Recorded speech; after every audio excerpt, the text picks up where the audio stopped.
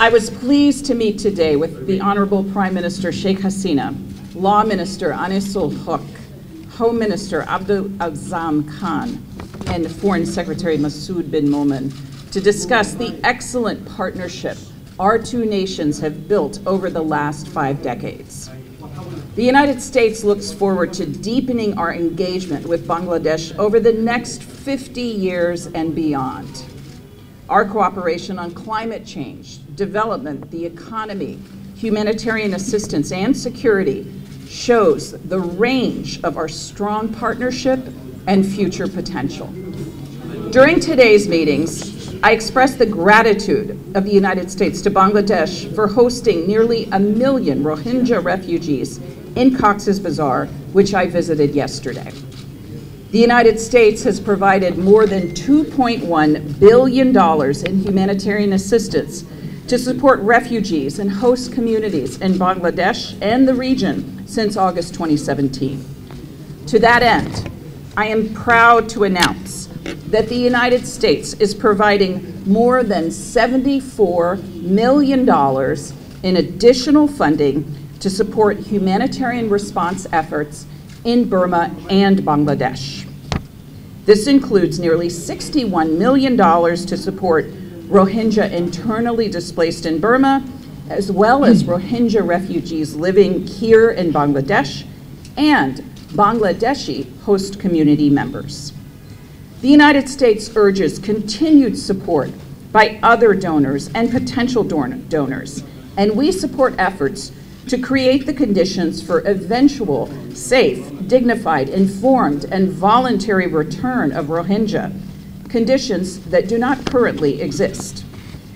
In my meetings with the government of Bangladesh partners today, we also discussed the need for free and fair elections, the ability of journalists to report the news without fear of retaliation or intimidation, collaboration to combat trafficking in persons, and the vital role that civil society plays in democracies, advancing respect for human rights and fundamental freedoms, including freedoms of expression and association.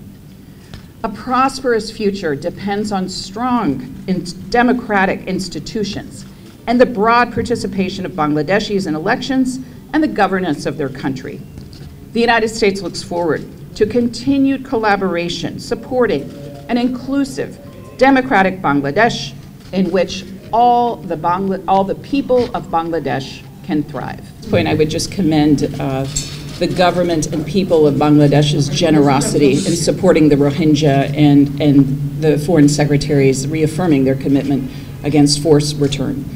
On the question of free and fair elections, I heard a strong commitment from the Honorable Prime Minister and all of the government ministers with whom I had the pleasure to meet today in support of free and fair and peaceful elections. And the United States, as part of our global human rights policy, supports free and fair and peaceful elections, and we want to do our part as a longtime partner of Bangladesh to help make this possible. Quickly, I come here in recognition of the importance of our partnership with Bangladesh and to underscore the U.S. desire to deepen that partnership in support of our vision of a free and open Indo-Pacific anchored in resilience that is more resilient, more connected, more secure, and more prosperous.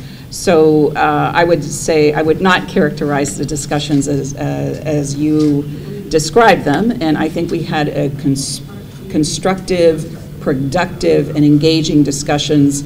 And I would say yesterday we witnessed large political rallies that were thankfully free of serious violence, and I think this is a good harbinger that we would like to see replicated. Two opposition parties, the two major parties are in two polars about the election time government, and they even declined to sit in a dialogue. What is your position about holding a dialogue between the two political parties? Do you have any initiative to make any dialogue between the political parties? I would say that the questions of the timetable of the elections, that is for Bangladesh to decide. We are all for dialogue, but we do not have any direct involvement in what you described. Thank you.